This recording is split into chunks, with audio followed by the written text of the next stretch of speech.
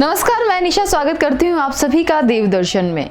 हम सभी जानते हैं कि हाड़ौती क्षेत्र में प्राचीन मंदिरों का भंडार बहुतायत में है और लोगों में श्रद्धा का भाव रहता है। तो इसी सीरीज को आगे बढ़ाते हुए देव दर्शन के आज के एपिसोड में आपको लेकर चलते हैं बारां के नागदा शिव मंदिर में।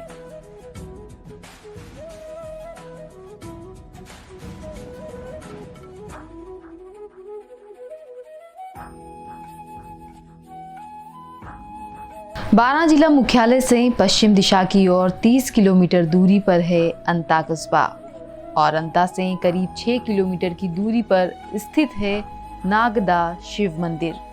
यहाँ सोमवार, चौदस व शिवरात्रि पर श्रद्धालुओं की अपार भीड़ देखने को मिलती है। श्रद्धालु यहाँ आकर भोग लगाते हैं।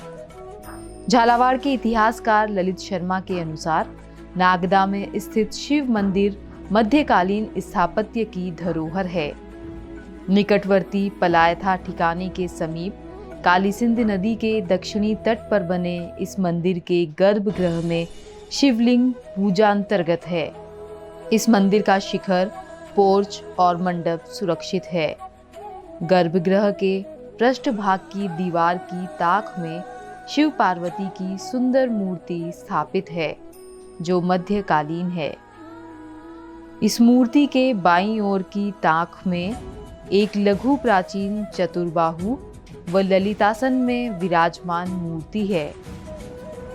मूर्ति के ऊर्ध्व में दोनों करों में गदा और शंख है। गर्भगृह की द्वार शाखा के दोनों ओर एक एक प्रतिहार का अंकन है। संभवतः ये शिव प्रतिहार है जो अधिकांशतः भग्न है। मंदिर का शिखर लगभग 20 फीट का सादा एवं अलंकरण युक्त है। मंदिर का मंडप 12 स्तंभों पर आधारित है। ये स्तंभ निम्न भाग से मोटे और चौकोर और मध्य में सादे और चौकोर हैं।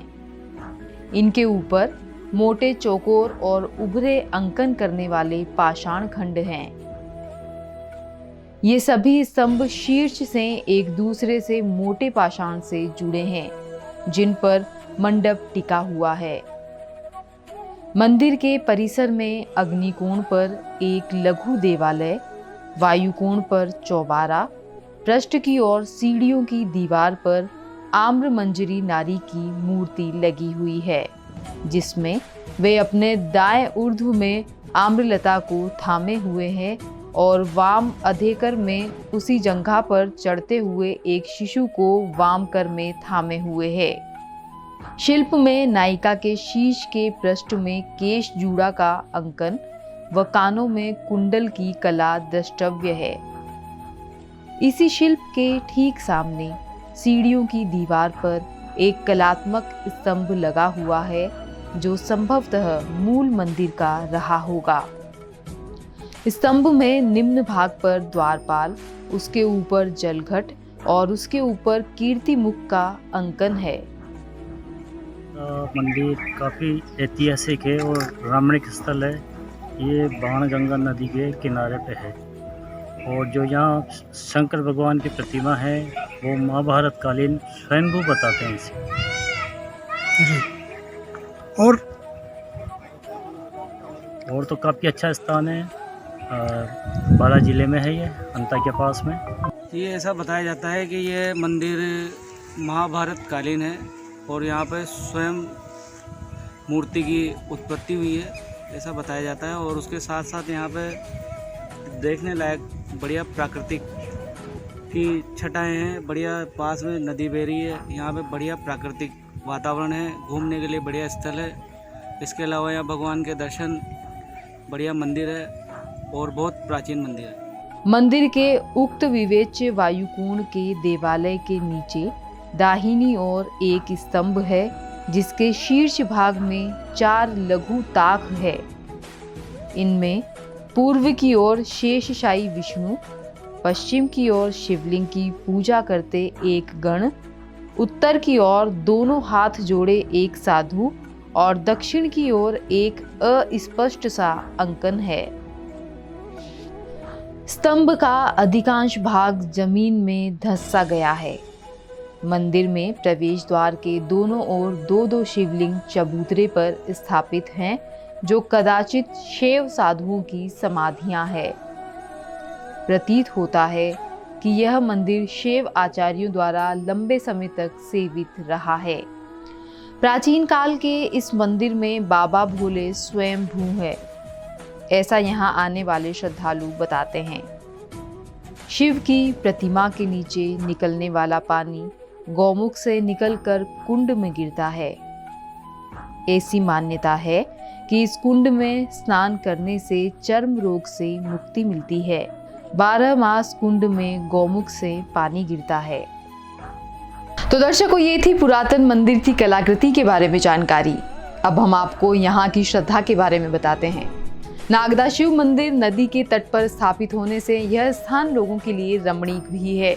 लोग दूर दूर से यहाँ आकर पिकनिक भी मनाते हैं और गांव से एकांत में होने से आने वाले पर्यटकों को आनंद मिलता है। दूर दूर से आने वाले श्रद्धालुओं के लिए ठहरने के लिए धर्मशालाएं बनी हुई है। वहीं भोजन रसोई के लिए भी उपयुक्त स्थान छायादार बनाए गए हैं। यहाँ का मनमोहक दृश्य देखकर मन में शांति मिलती है। स्वयंभू शिवलिंग होने के कारण लोगों में आस्था का भाव है। राजस्थान के अलावा मध्य प्रदेश के श्रद्धालु भी यहाँ दर्शन के लिए आते हैं। श्रावण मास व शिवरात्रि पर यहाँ मेला लगता है, जिसमें दूर दराज से लोग यहाँ पहुँचते हैं। श्रावण मास में हर दिन यहाँ भक्तों का सैलाब उमड़ता है। मंदिर परिसर में शिव मंत्रों का उच्चारण गुंजायमान होता है। ऐसी मान्यता है कि यहाँ लगभग 1100 वर्ष पुराना शिवलिंग है। उसे नागेश्वर महादेव मंदिर के नाम से भी जाना जाता है। यहाँ मिले अवशेषों के अनुसार इस मंदिर का पुनः निर्माण 350 वर्ष पूर्व राज परिवार द्वारा करवाया गया।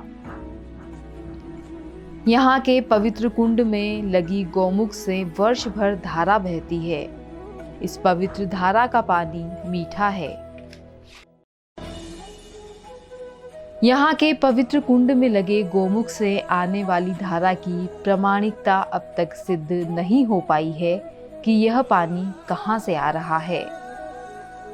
इस धार्मिक स्थल पर साल के 12 महीने दूर दराज क्षेत्र से लोग पिकनिक मनाने आते हैं। नागदा को कुछ सालों पूर्व पर्यटक स्थल घोषित किया गया। तब यहाँ स्वीकृत राशि से मंदिर परिसर में लाल पत्थर का फर्श किए जाने सहित परिसर के बाहर सामुदायिक भवन का निर्माण हुआ। लमसम 1100 साल पुराना है और जो शिवलिंग है नेचुरल है, स्वयं वो नीचे निकला हुआ है। और पीछे कुंड चल रहा है गौमुख, तो भोलेनाथ के नीचे की धारा जाती है। और मंदिर है जो 450 से 500 साल पुराना है।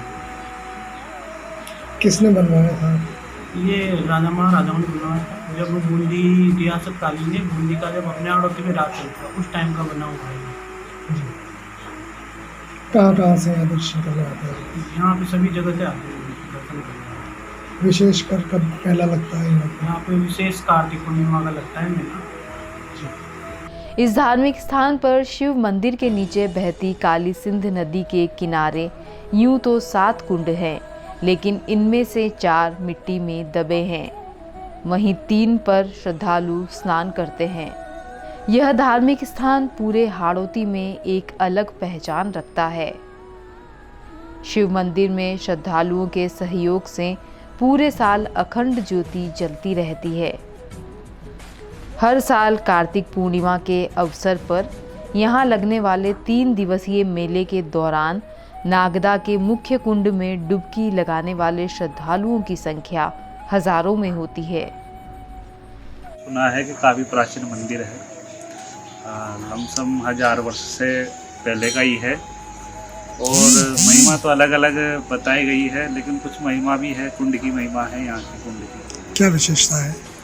विशेषता है यहाँ पे सभी मनोकामनाएं पूरी होती है। भगवान के मंदिर में जो भी आते हैं लोग नहाने आते हैं, नहाने के लिए आते हैं, तो चर्म रोग खत्म हो जाता है उनका। महादेव का आशीर्वाद उनको प्राप्त होता है। तो देव दर्शन के आज के एपिसोड में आपने दर्शन किए 12 जिले के नागदा शिव मंदिर के। अगले एपिसोड में आपसे फिर मुलाकात होगी एक नए मंदिर, एक नए देवस्थान के साथ। तब तक के लिए इजाजत दीजिए निशा को। नमस्कार।